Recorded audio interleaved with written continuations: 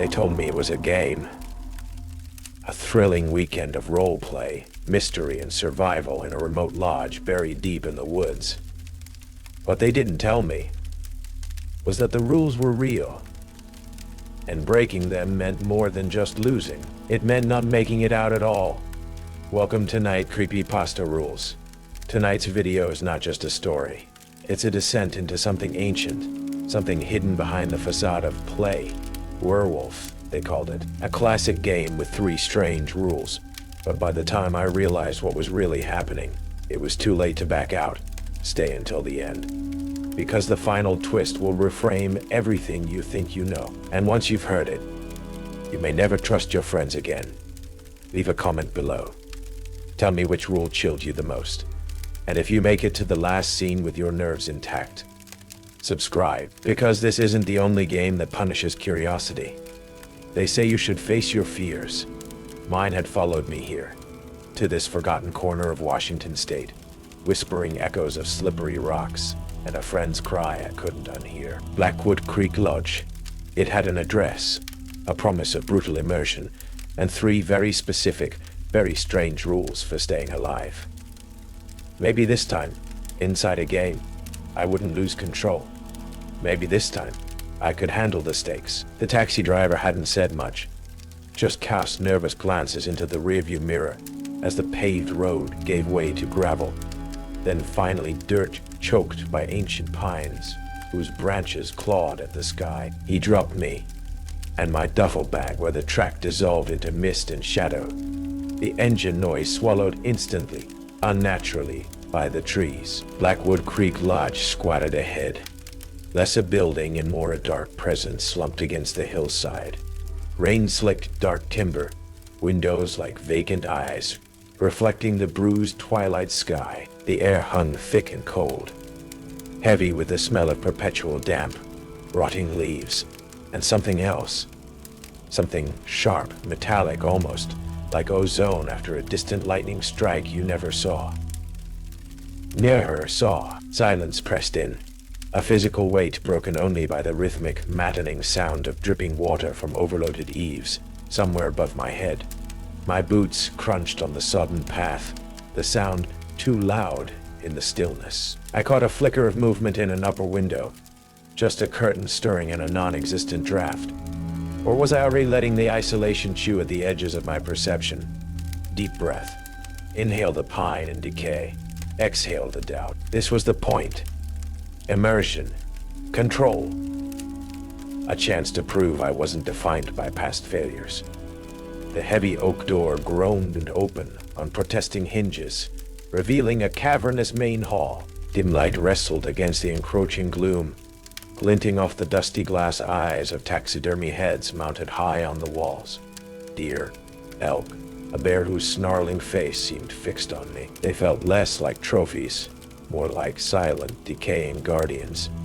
A massive stone fireplace dominated one wall, a black maw, cold and dark. The air inside was even colder than outside, thick with the cloying scent of old smoke, furniture polish trying to mask mildew, and that persistent, grounding smell of wet earth. A woman detached herself from the deeper shadows near the fireplace, tall, strikingly severe, dressed in practical but clearly expensive outdoor gear that looked out of place against the lodge's faded grandeur. Her dark hair was pulled back in a tight, functional knot, and her eyes, when they finally met mine, were startlingly intense, almost black, holding an unnerving stillness. "Alex?" Her voice was low, unexpectedly smooth, cultured.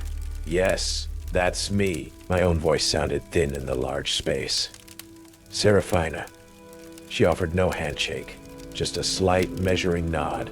"Welcome to Blackwood Creek. You're the last to arrive. Come meet the others." She led me towards a mismatched collection of worn leather armchairs huddled near the hearth, as if for warmth it couldn't provide. 4 faces turned towards me, illuminated unevenly by a single flickering lamp. A young man with bright, almost feverishly restless eyes, and overly loud hiking boots practically bounced in his seat. Then, beside him, a woman with sharp, angular features and arms crossed defensively, regarded me with undisguised skepticism. Chloe, a quieter woman, Maya, offered a brief, analytical glance, her eyes intelligent and assessing, before returning her gaze to the intricate patterns of the dusty oriental rug. There was an unnerving self-possession about her. And finally, an older man, David, sat slightly apart, his face a roadmap of past hardships, his expression carefully neutral, his hands resting quietly, patiently in his lap, then practically leaped up, his earlier restlessness channeling into forced enthusiasm. "Hey, Alex, right? Awesome you made it. This place is wild, isn't it?" He gestured broadly at the shadowed hall. "Seriously gives off the creepy vibes. Perfect for the game." Then, his smile faltered for a microsecond, a flicker of genuine unease crossing his features as his eyes darted towards the dark windows. Though, gotta admit, driving through those woods just now felt like something was watching. He quickly shook it off, his grin returning, perhaps a little too wide. But hey, brings the atmosphere, right? Chloe snorted softly, a dry, dismissive sound. "Perfectly isolated, you mean?" Her skeptical gaze swept over the room's decay. "Let's just hope the game lives up to the hype and the considerable price tag, unlike some other so-called immersive experiences that turned out to be nothing but overpriced theatrics." The slight bitterness in her tone suggested a past disappointment. Maya offered a quiet, almost shy smile that seemed genuine enough, a small counterpoint to her earlier assessment. "Welcome, Alex." David merely offered a curt nod. As his eyes met mine, they didn't just linger. They seemed to hold a flicker of weary recognition, perhaps not of me specifically, but of the situation, the setting. His gaze drifted for a moment towards the imposing stone hearth, a subtle tightening around his mouth, before his mask of neutrality settled firmly back into place. It felt less like a greeting, more like a tired acknowledgement of another soul entering the arena. Serafina waited for the brief ripples of introduction to subside, her dark gaze sweeping over us, commanding attention without raising her voice. "Now that we are all present," she began, her voice cutting cleanly through the uneasy tension, "we can establish the parameters for the week." She gestured for us to settle, though no one seemed truly comfortable. The fire remained pointedly unlit. "As you know," Serafina continued, her tone becoming more formal, almost ritualistic, "this is not merely a game. It is an exercise in immersion, psychology, and the primal instinct for survival. The scenario is werewolf. One or more among you carries the beast within. Each night, they will choose a victim.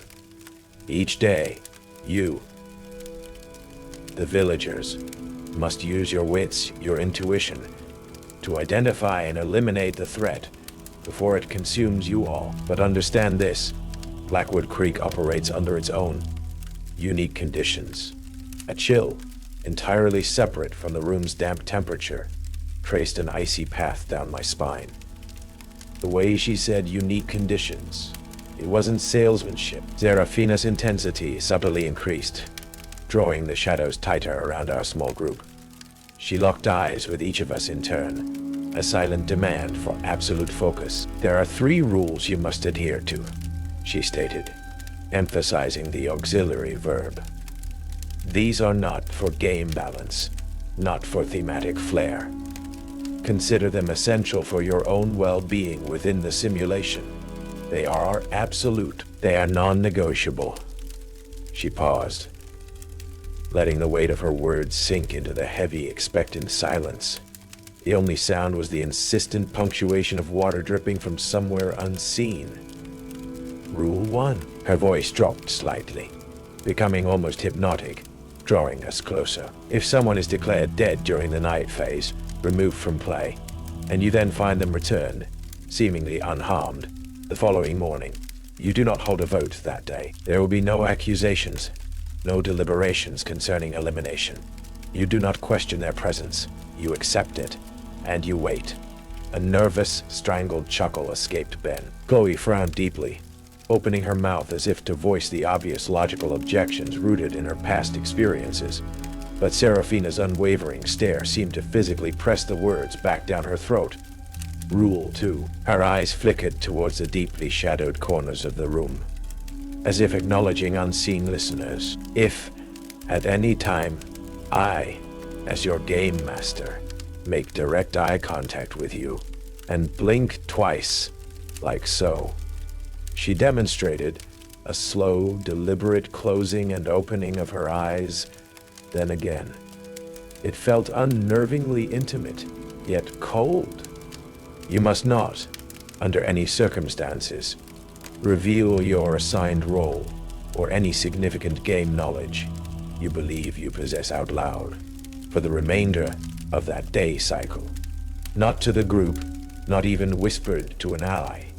Keep it locked inside. Trust no one with it until the sun rises again. The implication was immediate, chilling. A warning system. But warning against what? A player? Or something else that might be listening? My skin prickled. And Rule 3. Seraphina leaned forward slightly, her voice barely above a whisper now. Yet it resonated in the cavernous space, sharp and clear.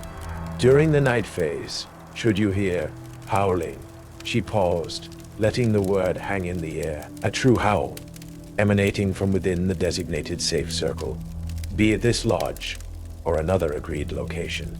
You must not look for the source. Do not turn towards the sound. Cover your ears if you must. Close your eyes. Recite poetry if it helps.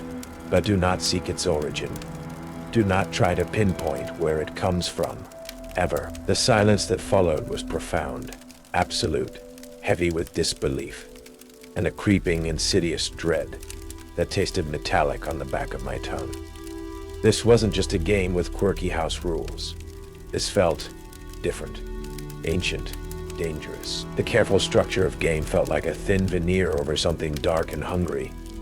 As the last syllable of ever faded into the cold, still air, a distinct sound broke the stillness.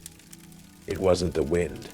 It wasn't the dripping water. It was a faint, dry, skittering sound, like tiny, sharp claws scrabbling frantically for purchase, echoing distinctly from inside the thick, timbered wall, right behind Seraphina's armchair. My blood ran cold. My blood ran cold. Beside me, Ben flinched visibly, letting out a small gasp. Seraphina didn't react immediately, her composure absolute. Then, with a slow, deliberate turn of her head towards the sound, followed by a dismissive wave of her elegant hand, she said smoothly, her voice perfectly even, "Old lodges settle. Especially in the damp. Timbers contract, pests move, nothing to be concerned about."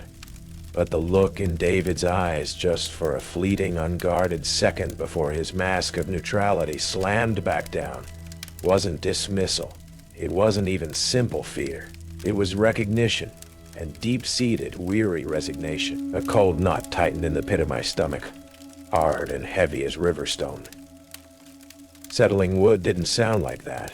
Settling wood didn't sound frantic. Settling wood didn't sound hungry. The first night was a strained vigil, fueled by stale coffee and the gnawing echo of past failures. Darkness pressed thick against the thin cabin walls, the silence outside punctuated only by the relentless cadence of dripping water somewhere nearby. Every creak of the aging wood was a potential footstep. Every sigh of wind through the pines seemed to carry a judgment I couldn't escape. I sat rigid on the edge of the mattress, eyes straining in the blackness, forcing down the panic, repeating the mantra. Not this time. Stay alert. Stay in control. This self-imposed trial felt less like atonement, and more like offering myself up as bait. Morning bled gray through the grime on the window pane. The sharp rapping wasn't part of the lodge's settling noises. Chloe's voice, tight and strained. "Alex, Dad. Out here. Now." It's Ben. We found him near the tree line, arranged like some grotesque parody of sleep, eyes wide to the indifferent sky, a thin trickle of something dark frozen at the corner of his mouth. The unnatural chill of his skin was instant, wrong. Chloe, despite the cynical armor she wore, visibly paled.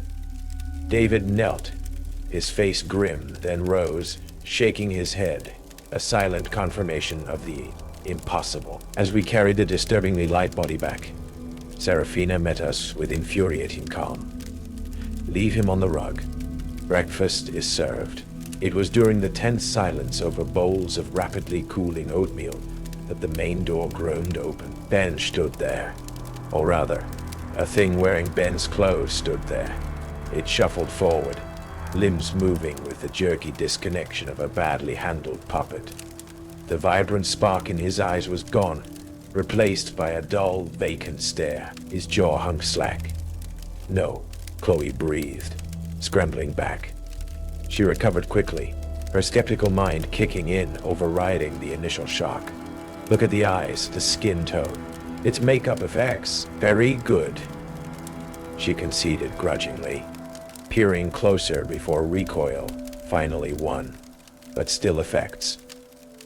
The Ben thing ignored her, making a soft, wet clicking sound low in its throat as it turned towards Serafina. It smelled wrong, faintly of stagnant water and something chemical, like preservative fluids. Serafina rose, her voice cutting through Chloe's muttered analysis. Rule 1 is in effect. There will be no vote today. Panic rippled through the small group. Chloe started to argue, referencing the effects she thought she saw. But Serafina's icy stare silenced her. Maya, however, watched the Ben thing with an unnerving, focused intensity, her head tilted as if absorbing data. David stared bleakly into his cup. The sheer, visceral wrongness of the returned Ben, juxtaposed with Serafina's calm acceptance, cemented the dread in my gut. This wasn't effects. This was violation. Later that morning, trying to process the impossible, I noticed something odd.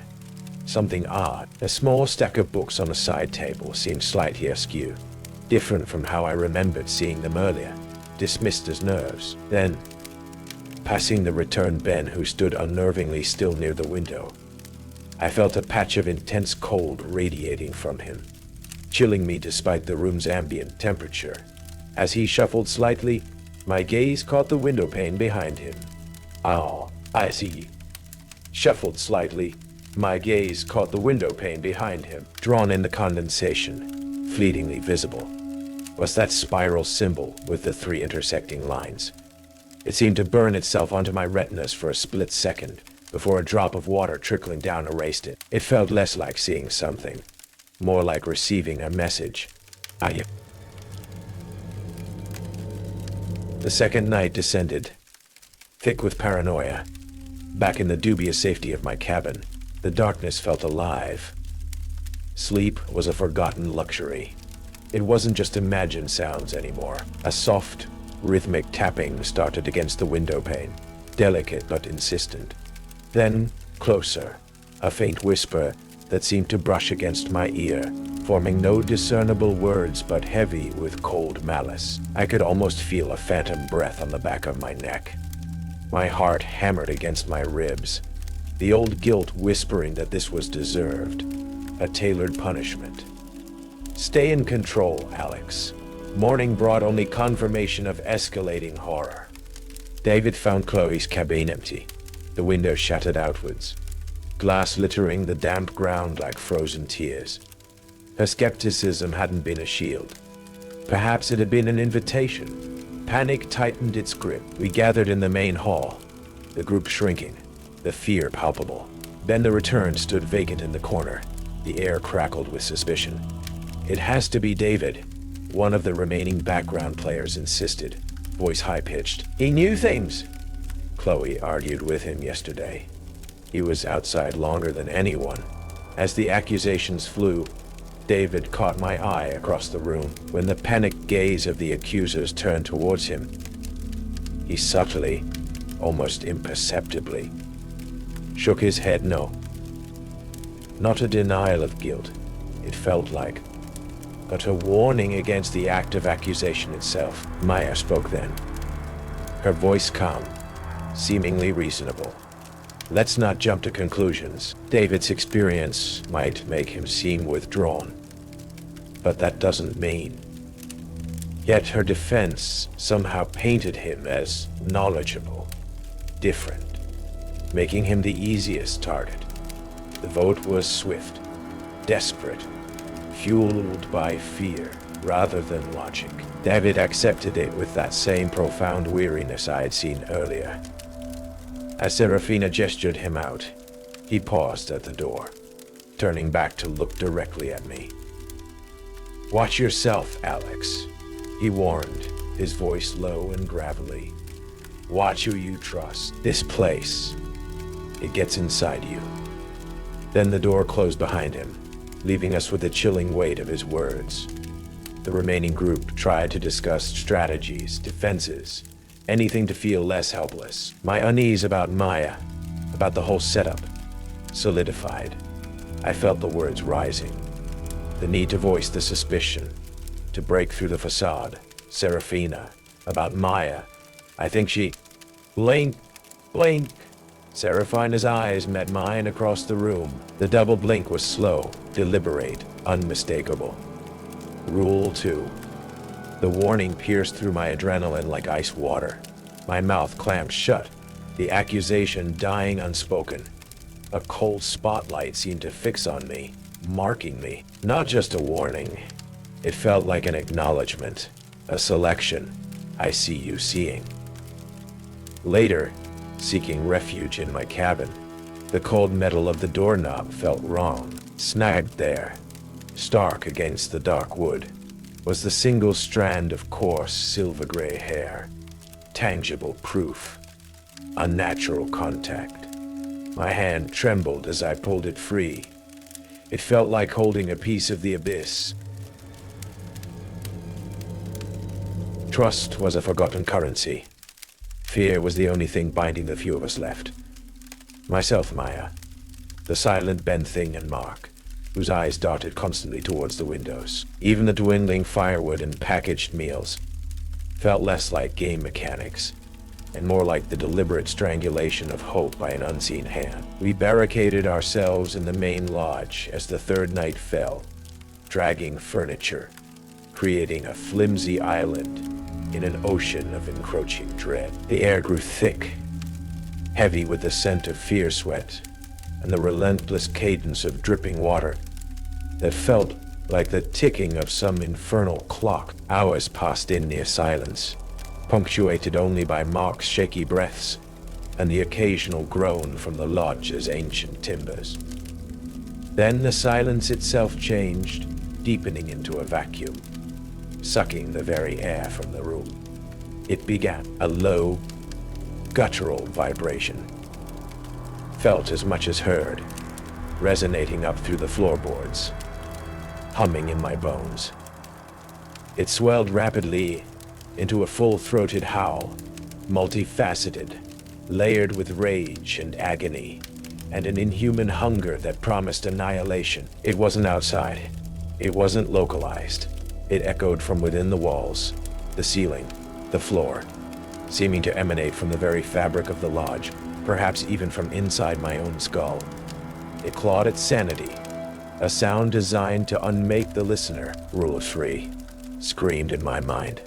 Panic detonated. Lisa, the young woman who had barely spoken, shrieked, pointing a trembling finger at the peeling wallpaper. "It's in there. I hear it." She lunged towards the wall, scrabbling at it. Before anyone could react, her eyes went wide, then rolled back. She collapsed, utterly limp, hitting the floor with a sickening finality. Mark screamed, a raw animal sound, the primal urge to locate the source, to see the architect of this horror, was overwhelming. I clamped my hands over my ears, squeezed my eyes shut so tight stars burst behind them. "Control, Alex. Don't look. Don't make the mistake." I focused on the feeling of the rough floorboards beneath my boots, a desperate anchor in the sonic tempest. risking the briefest glance through slitted eyelids. My gaze snagged on Maya. She stood rigid amidst the chaos, not cowering, but observing. Her head was tilted, eyes wide, darting analytically around the room. Her lips moved silently, rhythmically. Was she timing it? Then, as abruptly as it had begun, the howl ceased. Silence slammed back in, thick and ringing. Lisa didn't move. Mark choked back terrified sobs, then remained an unmoving shadow. Into that void crept a new sound. Slow, wet, rasping, a heavy, labored breathing, thick with a sickly congestion that reminded me instantly, horribly, of the wrongness emanating from the returned Ben. It was close, right outside the barricaded main door, waiting. The wet, ragged breathing outside the door faded, replaced by a silence so absolute it felt like the world was holding its breath before snapping. Mark whimpered softly near the hearth, curled into himself. Lisa's vacant stare accused the ceiling. Ben remained unnervingly still in the corner. Less a person, more a piece of misplaced scenery. The air hung thick and cold, charged with unspoken threats. My gaze locked onto Maya. Her composure wasn't calm. It was disconnect, the analytical glint in her eyes during the howl. Seraphina's pointed double-blink warning directed at me. The impossible silver hair. Her deflection onto David. It wasn't paranoia. It was a terrifying mosaic. And she was the cold hand arranging the pieces. Violet burned my throat. Fear warred with a desperate rising fury. The memory of helplessness, of watching disaster unfold because I hadn't acted decisively enough, spurred me forward. Not again. Not again. I pushed myself onto trembling legs, the scrape of my boots on the floorboards echoing unnaturally. Mark flinched. Maya turned, that mask of mild inquiry snapping back into place, but her eyes were sharp, wary. You knew, I accused. My voice a harsh whisper that cracked the silence. The howl. You weren't scared. You were timing it, weren't you?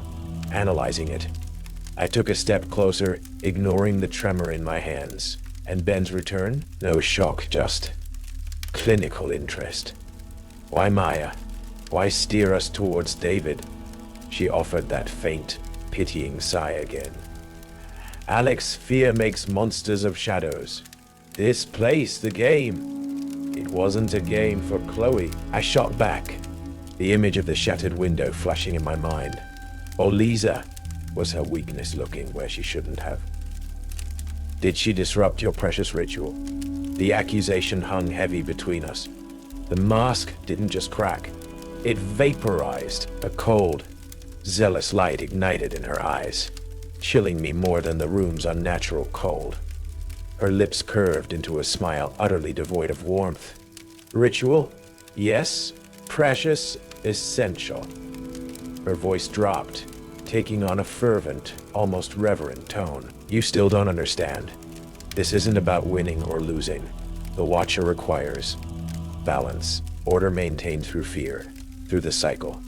My family, we are caretakers. We facilitate. We ensure the balance holds, that the unworthy are pruned. Prune it. The word was obscene. Like Ben, Chloe, Lisa, they failed the tests. She stated simply, as if discussing flawed lab rats. Ben's spirit was porous. Chloe's cynicism threatened the necessary atmosphere. Lisa lacked discipline. She tilted her head, assessing me with that same unnerving focus she'd given the Ben thing. But you, Alex, you resist. You observe. You even follow the rules under duress. Resilience. So what am I? The final test subject. Maya laughed then. A short, sharp, chilling sound. Subject. Perhaps. Or perhaps. Potential. But your interference, your questions, they disrupt the harmony. She took a step towards me. Don't you see? Leaving doesn't mean escaping, Alex. Not once you've truly played. The game remembers. The watcher remembers.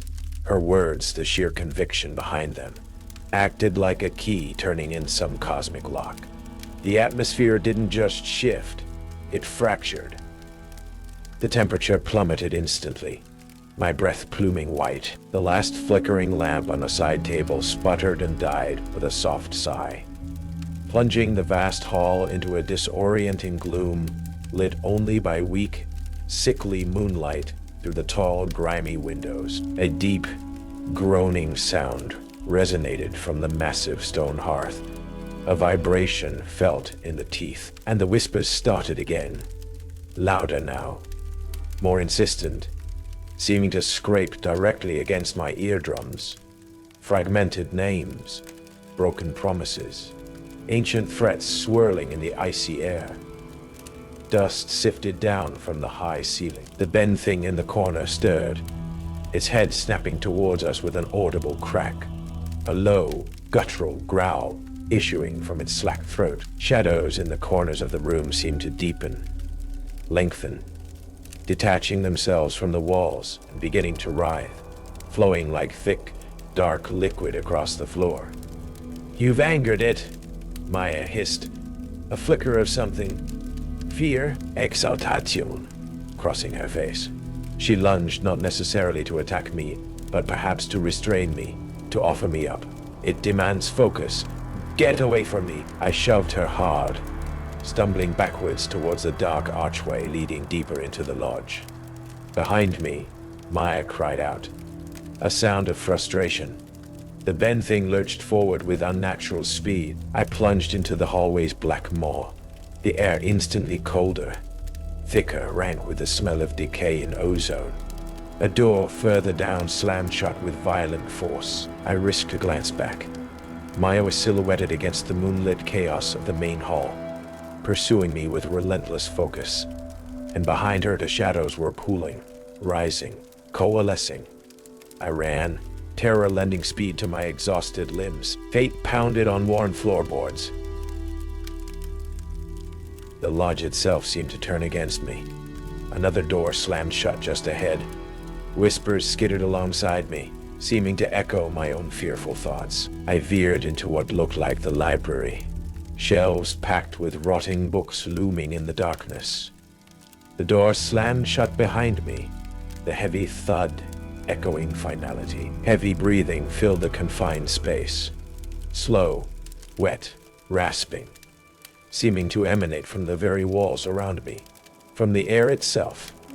I spun, back hitting dusty wood, eyes frantically searching the gloom.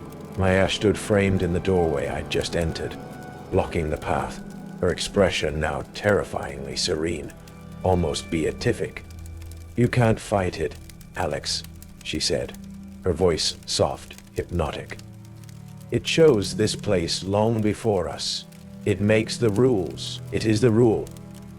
And behind her, flowing into the room like ink spilled in water, the shadows gathered, pulsed, solidified, not into a wolf, not into any recognizable shape. It was a glitch in the darkness, a shifting fluid silhouette of impossible angles, momentary extrusions like too many limbs, surfaces that seemed to absorb the faint moonlight, and from within that roiling mass, countless unseen eyes fixed upon me, radiating an ancient, soul-deep cold, and a crushing psychic pressure that made my vision swim and threatened to buckle my knees.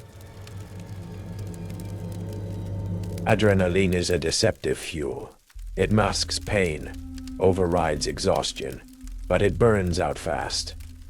Mine guttered as I scrambled frantically away from the library. The image of that shifting, multi-eyed shadow burned behind my eyelids. I didn't see where Maya went. Did she pursue? Or did she stay to commune with that thing?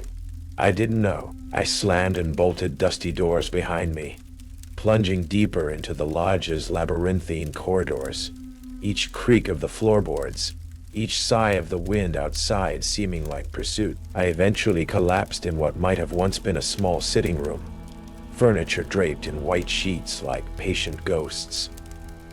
My body screamed in protest. Cuts stung. Bruises throbbed. Mark was dead.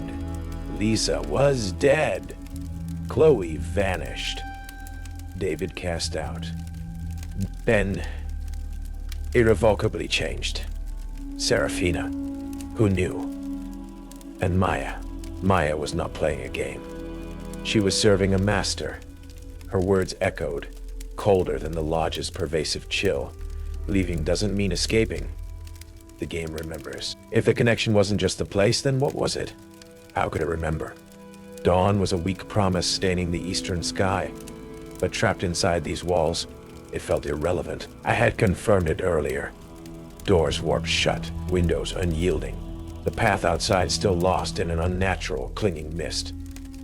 Physical escape seemed impossible unless something fundamental shifted. Knowledge. That was the only weapon left. Serafina's notes. Where had I seen her study? Driven by a desperate, flickering ember of hope, I forced my battered body upright and began a systematic, terrified search, jumping at every shadow. I found it off a secondary hallway. Small, austere, smelling of dried herbs and brittle paper. Her notes were scattered, frantic. Diagrams of the spiral, dates, names, a grim catalogue of past cycles. But digging deeper, reading lines I'd skimmed over in my earlier panic, Maya's words lent them a horrifying new context. The Watchers bound less to the foundation stones than to the pattern enacted upon them. Fear is the key. The roles are the conduits. Protocols mitigate, yes, but they also attune. Following the rules, even surviving them, deepens the resonance between participant and genius loci. And then, the torn fragment from the older journal I'd found earlier. I smoothed it out with trembling fingers, rereading the archaic script in light of Serafina's clearer, more modern annotations. Disrupt the cycle by shattering the locus where the veil thins and the connection to this place is strongest. It still pointed towards a physical act, likely the hearth. But Serafina's own terrified scrawl on a separate, adjacent page. Perhaps her final entry provided the devastating counterpoint. The locus anchors it here, yes. But severance? No. Survival is not severance. The game imprints. The one who walks away carries the echo, becomes the new vessel, the seed for the next cycle, until balance is restored or consumption complete. The air left my lungs in a ragged gasp. It laid the trap bare. Destroying the hearth might break the lodge's immediate hold, might interrupt the local manifestation, might even allow physical escape. But the true connection wasn't the place. It was the participation. The game itself was the parasite, and survival was how it spread. I was marked, imprinted, chosen not for salvation, but as a carrier. The horrifying truth settled into my bones. I could leave the lodge, perhaps, but the lodge, the game, the Watcher, they wouldn't leave me. But what choice did I have? Sit here and wait for the entity to fully claim me. Atting the hearth was still the only tangible action, the only disruption hinted at. A flawed plan, maybe even a futile gesture designed by the entity itself, but it was the only move left on the board. Dragging the heavy iron poker, I made my way back to the main hall. The first true rays of dawn now pierced the grimy windows, illuminating dust motes dancing in the air, making the scene seem even more desolate. Lisa and Mark lay like discarded props. The vast stone hearth dominated the room, cold, ancient, silent. It felt like the heart of the decay, the focal point of the lingering dread. Even knowing it might not be the true chain, I had to break this physical link. I hefted the poker, ignoring the screaming protest of my muscles. The whispers seemed to return, swirling just at the edge of hearing, mocking, encouraging. Yes, strike, fulfill the pattern. I pushed the thought away, focused on the action, the impact. The iron rang against the ancient stone. Once, twice, Cracks webbed across the carved central keystone. With a final desperate surge of adrenaline, I brought the poker down with all my remaining strength. The keystone shattered inwards with a deafening crack, revealing only darkness within. A wave of intense cold blasted outwards, extinguishing the weak dawn light momentarily. A piercing, silent scream ripped through my mind, forcing a cry from my own lips as I staggered back, dropping the poker. The lodge groaned around me, a deep, structural protest. Then, stillness. The oppressive weight, the feeling of being constantly watched by a malevolent intelligence within the building, lifted. It wasn't gone entirely. The air still felt stale, tainted, but the active presence had receded, leaving behind a hollow echo. Hope, terrifying and fragile, fluttered in my chest. I stumbled towards the main door, the one that had been sealed fast. My hand closed around the cold, heavy handle. I turned. With a low groan of stressed wood, the door swung open. Outside, the world looked impossibly, blessedly normal. The unnatural fog had vanished. The sky was a clear, pale blue. The forest breathed, alive with birdsong, and the rustle of leaves in a gentle breeze. I didn't pause. I didn't look back. I half ran, half stumbled away from Blackwood Creek Lodge, down the muddy track, onto the blessed firmness of the gravel road. My body screamed. My mind felt fractured, but each step away from that place felt like a victory. Hours later, a sputtering logging truck rumbled into view, the driver's eyes widening at my state, but he thankfully offered a ride towards the distant lights of civilization. Months passed. The city became my refuge, its noise and anonymity a shield. I found a small apartment, a mundane job. Scars faded, cuts healed. I talked to a therapist who spoke of PTSD and trauma bonding, words that felt laughably inadequate. Blackwood Creek became a nightmare I was slowly, painfully waking from. Or so I told myself. But sometimes late at night, the shield would crack. A specific chill in the air unrelated to the weather. The scent of damp earth rising inexplicably from the dry pavement after a rain shower. And then one quiet evening, sitting by my window watching the city lights, it happened. Faint at first, almost subliminal. The smell. Ozona and decay, sharp and distinct beneath the scent of traffic fumes and takeout drifting from windows below. My heart began to pound. Memory, I told myself fiercely. Just trauma. But then came the feeling, not a sound heard with the ears, but a low, internal vibration starting deep in my chest, resonating upwards, a familiar, guttural frequency. The distorted, layered, hungry howl, echoing silently within the chambers of my own mind. I stumbled to the bathroom mirror, flicking on the light, needing to see my own reflection, to ground myself in reality. My face stared back, pale, haunted, eyes too wide. Just me. But as I looked deeper, a wave of nausea rolled through me. Behind my own reflection, for a terrifying fractional second, I felt, rather than saw, the weight of countless unseen eyes staring back from within. The cold dread wasn't just a memory. It was a presence. The game hadn't ended. The cycle hadn't broken. It had simply found its vessel. The survivor carries the echo. Checkout denied. Forever.